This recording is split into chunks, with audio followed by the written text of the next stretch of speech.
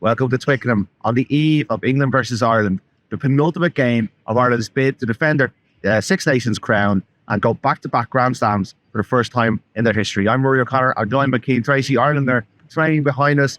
Cian, it's nice, but it's a bit chilly here at Twickenham. Good conditions for a game, though. Yeah, we've just hightailed it from Heathrow. The blue skies are there, a bit of cloud, but it's much colder than it probably looks. Definitely not as cold as it was here in 2018 when Ireland did win the Grand Slam. I don't think anyone will ever forget that snow that was in that conditions were being played in. So yeah, much better than that. I think Ireland would be delighted if it was like this tomorrow. Bit of a wind swirling around. We're expecting a heavy kicking game from England, and I think that's why everyone's so relieved that Hugh Buckingham is out there. He's travelled with Ireland, that he's available. A big piece of news for Andy Farrell yesterday. Absolutely. He looks to be running around pretty freely there as well. I know you got to look at him at the open training session in Viva. Last week, look at the massive boost. You look at the inexperienced back three that England has picked, and I really feel like that's the area where Ireland are going to look to get after him. What you flip that on in Ireland side, what a boost it had to come back.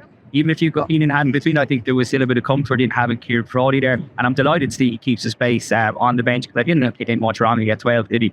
Peter Jones has been in earlier today talking about what England have to do to win this game. Where do you see their greatest strengths and their greatest threats this game? Yeah, it was great to hear from Felix Jones. I mean, I know he was keen to downplay the significance of him being involved, but I mean, it's very unique. An Irishman, a guy from Dulce who played for Leinster, Munster, played for Ireland, being involved in a piece of the shed up trying to derail Ireland's Grand Slam dreams. So it is a unique situation. He's obviously done it a couple of times with South Africa. For me, I think the big area is set piece.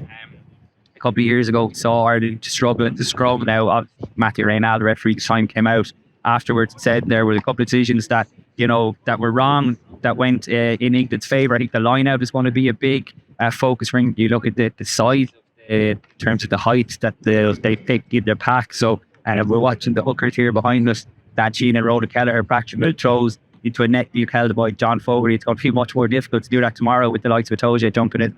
It is, and scale of this space, I think, rings home the really the challenge that Irish teams have often foundered on these rocks here at Twickenham. But 2 years ago, as you mentioned, they this one here in 2004, 2006, 2010, 2018, and 2 years ago. So it's nothing new to this Irish team, but it's still an imposing Betty's. I think Ireland are going to do it, but they are the best team in this tournament by a mile, and I'm going for about a 15-point win. I know you're a little bit more conservative. Yeah, I'm confident that Ireland will win, don't get me wrong. I just think for the reasons that we said, I still think Ireland have a few questions to answer around the set piece.